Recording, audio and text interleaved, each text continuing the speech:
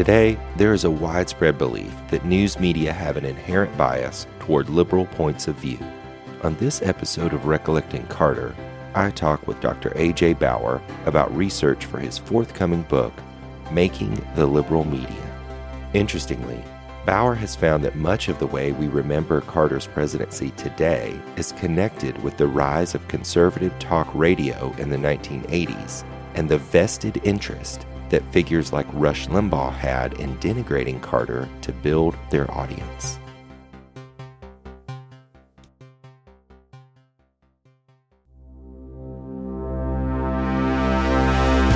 I, Jimmy Carter, do solemnly swear. The time for racial discrimination is over. That I will faithfully execute an undiminished, ever-expanding American dream. The office of President of the United States. The struggle for human rights overrides all differences of color or nation or language. And will, to the best of my ability, It is a crisis of confidence. preserve, protect, and defend To remove the light of war, the threat of war, would be the overwhelming dream that I would have. the Constitution of the United States. We will not learn how to live together in peace by killing each other's children. So help me God.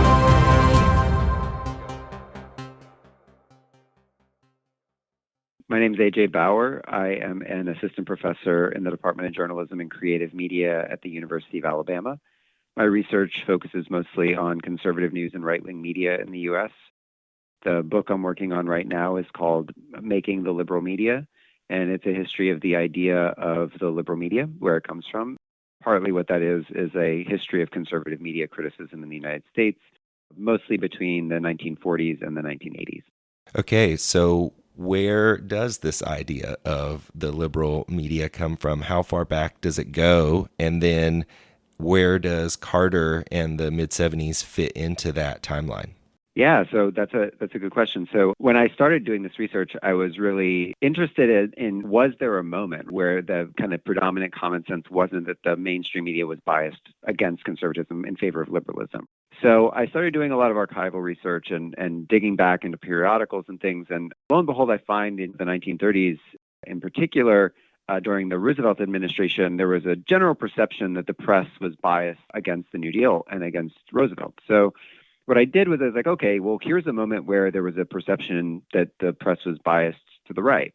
Something had to have happened between that point and now that made the shift. And so I started looking at the 1940s in particular when I was reading Victor Piccard's great book, America's Battle for Media Democracy, which is a book about the progressive media reform movement in the 1940s and some of the really important structural changes that it was able to make.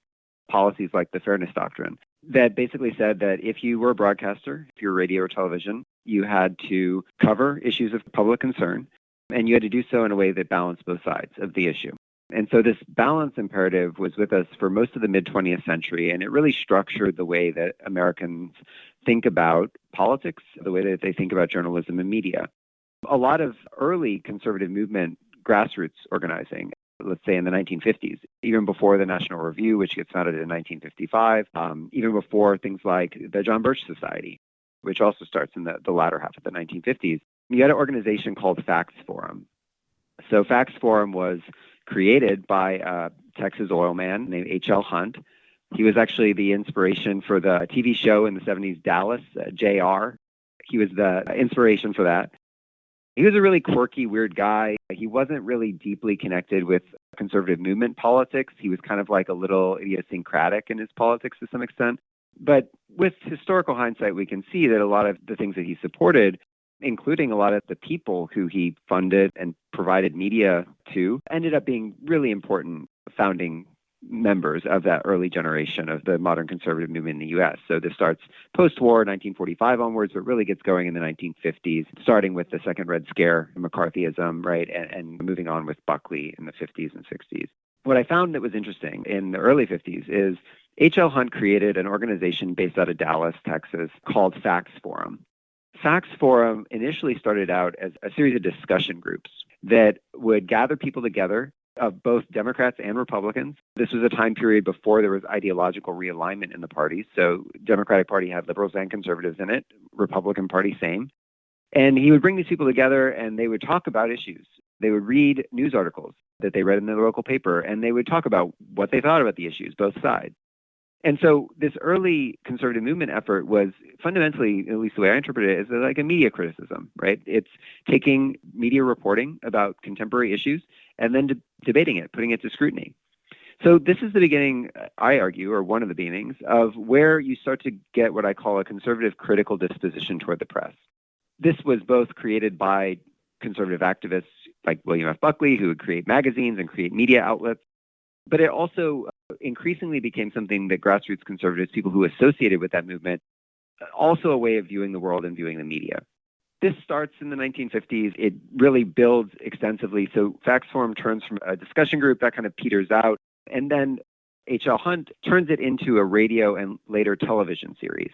The radio and television series is designed to fulfill the fairness doctrine requirement. It's basically programming that talks about issues of public concern and does so in a balanced way. Hunt was able to get this broadcast nationwide pretty successfully, partly because broadcasters needed programming, right? And he was willing to provide it for free. So this was a way that early conservatives were able to amplify their message, leveraging basically the gains of progressive media reformers who did have this kind of structural critical analysis, and slowly to start to turn that critical analysis upside down, right? Whereas the reformers in the 1940s argue that the media is biased in favor of conservatives. By the 1950s, especially with McCarthyism and with this energy by Facts Forum, you see that starting to shift where at least conservatives are starting to say, wait a minute, the media is not biased in favor of us, it's biased in favor of liberals. And also not just liberals, but at this time, communists, right? They thought that liberals were basically soft-core communists. So that's the first element, and that I know only gets us to the 50s. But the reason why this is important, and this is slowly developing towards Carter, is this is the climate that produces Richard Viguerie. Richard Viguerie was a direct mail pioneer. Direct mail is a form of advertising that is basically sending mail to your home with solicitations in hopes that you either send the money back or that you buy their products, right? I did an oral history interview with Richard Viguerie back several years ago now. He's also written a book called America's Right Turn, where he narrates some of this as well in case folks are interested.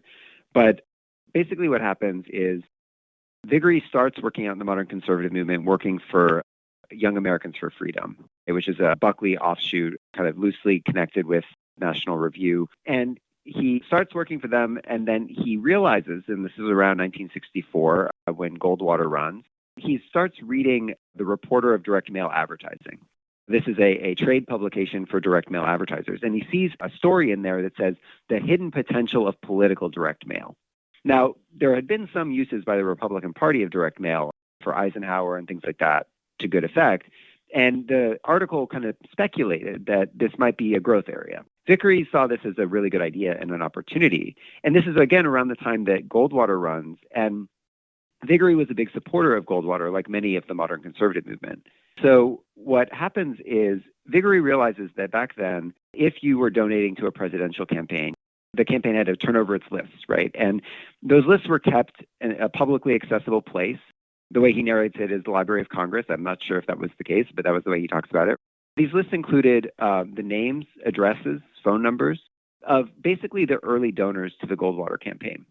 So Viguerie's thought process here is these are people who are true conservatives, and you're going to be the first donors to the Goldwater campaign. You're our people. And so he used that to build his first list.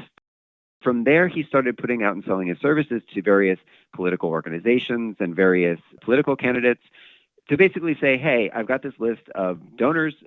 If you want a message to them, or if you want a target message to like a specific state, I can give you all the Goldwater donors in Texas or whatever it would be. And that's how he starts his business. From there, he starts to buy more lists, cultivate more lists, etc. Long story short, by the mid to late 1970s, Viguerie is really hopping, right? He's starting to build his enterprise. He's making some good money. And one thing that Viguerie starts to do, and this is in the context of his work with Paul Weyrich, who's another really important new right activist in the 1970s, Viguerie and Weyrich get together and say is, we need to build infrastructure. So they start building things like the Heritage Foundation. You also have, on Vigory's side, the direct mail apparatus. The way that Vigory frames it is, he thought the press was biased against him, against conservatism. And so he saw direct mail as a way to circumnavigate the press. Instead of having to go through the filter of writing an op-ed in the New York Times or placing an ad in the Washington Post or whatever, which might be next to commentary that opposed it or something, Vigory said, why don't we just send our messages directly to the people we know we want them and cross-mingle the lists in order to kind of cultivate this conservative ideology. So part of what Vigory did in the late 70s was focus on single-issue campaigns, either organizations or topics that were focused on one particular issue that he wanted to mobilize voters around. Examples of this would be the Equal Rights Amendment, opposition to that. Phyllis Schlafly in her Eagle Forum was a really crucial component of that, and they were affiliated and connected as well. You had the beginnings of the politicization of the NRA, the National Rifle Association, and the beginnings of gun control as being an issue that was really prevalent on the right. Before that, the NRA was more of a hobbyist organization for hunters and sportsmen. You had an increasing emphasis on abortion, and this is in the wake of Roe v. Wade, where the new right, and this is partly Vigory, sees an opportunity to build bridges between Catholics and evangelicals around this question of religious freedom, specifically around protecting the quote-unquote unborn from abortion. What Vigory does with these direct mail enterprise is you take, let's say, a list of donors and people who support the NRA, who are interested in gun control.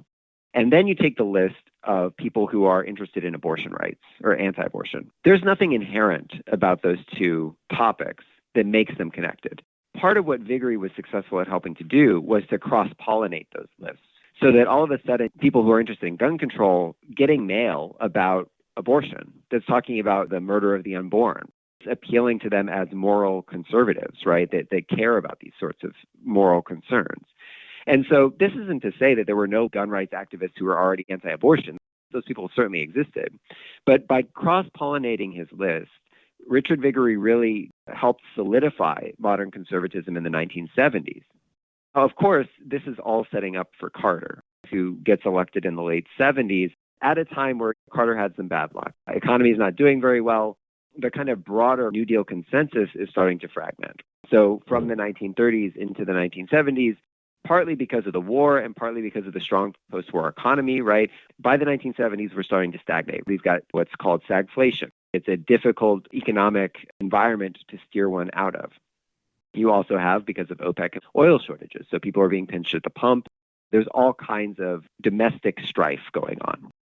So at the very moment that Vigory is having this insight about direct mail, at this very moment that you have people like Wayrick starting to build these infrastructure, think tanks, political action committees, organizations, all of these groups are advocating for basically an opposition to the New Deal order, which is this kind of Keynesian economic approach that prioritizes big government spending, regulation in order to stabilize the boom and bust cycle of capitalism.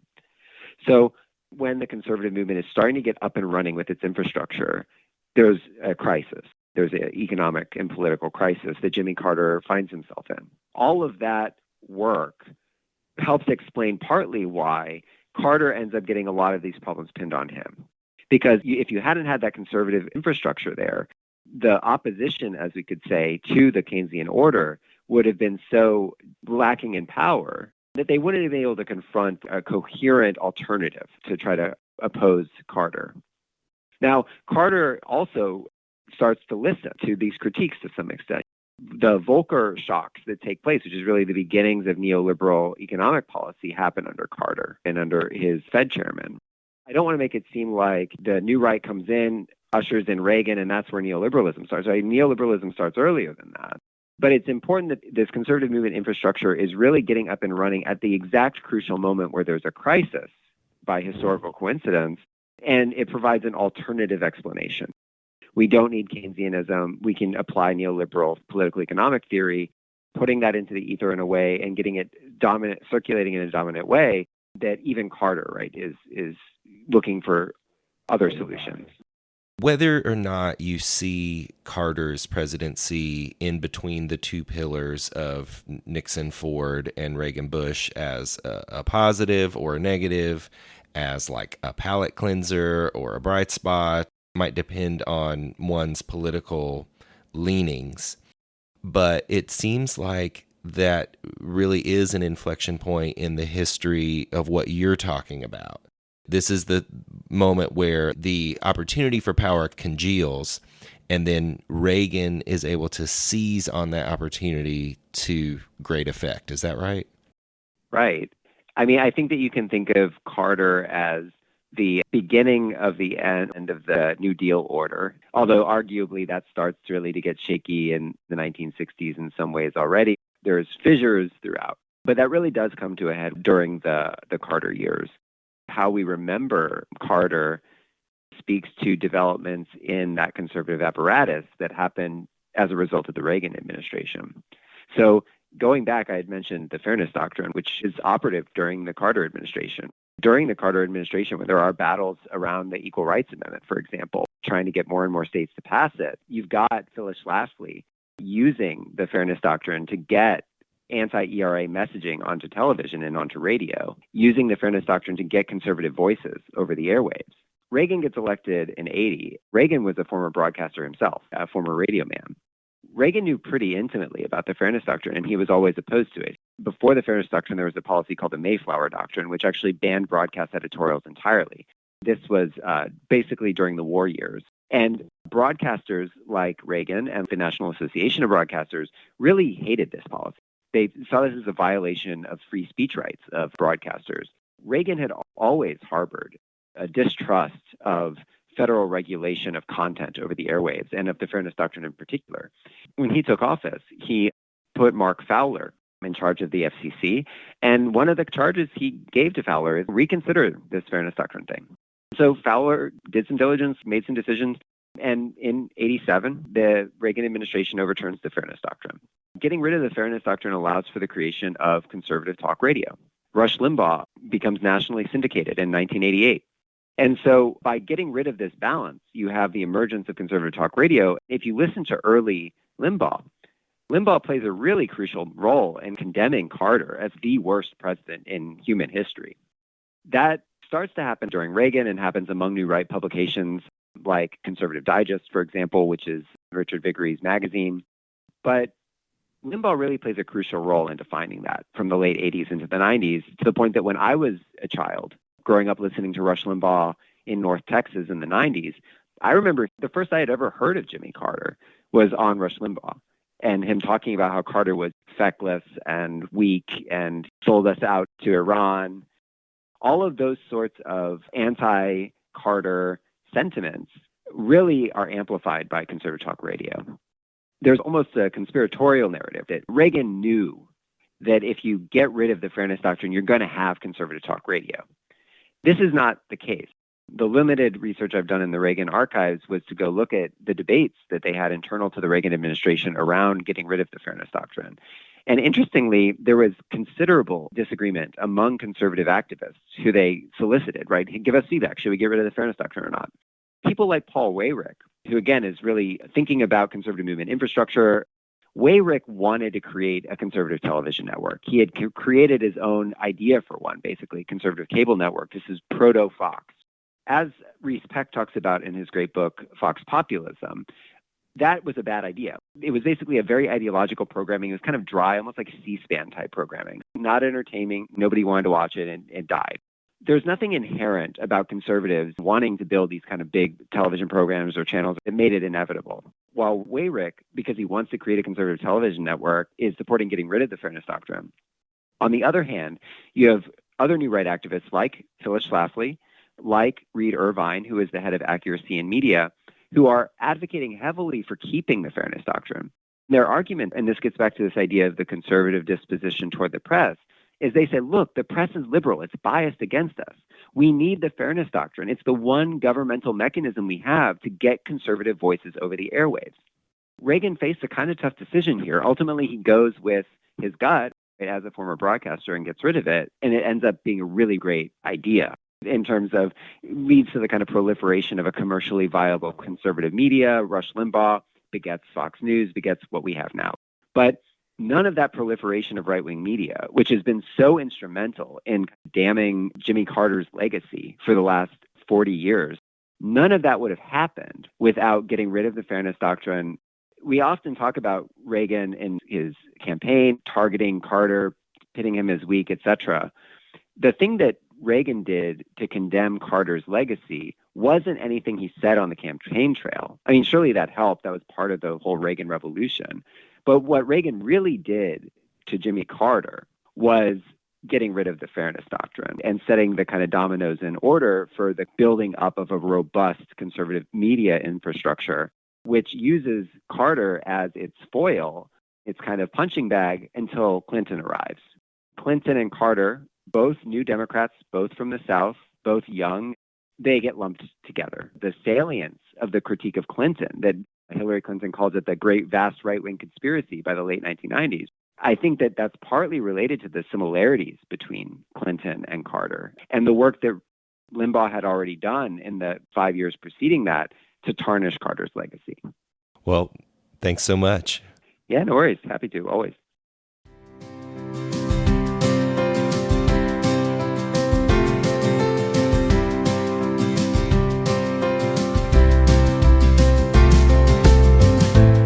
Recollecting Carter is produced by me, Jason Lee Guthrie, with support from Georgia Humanities and the Liebner Cooper Family Foundation.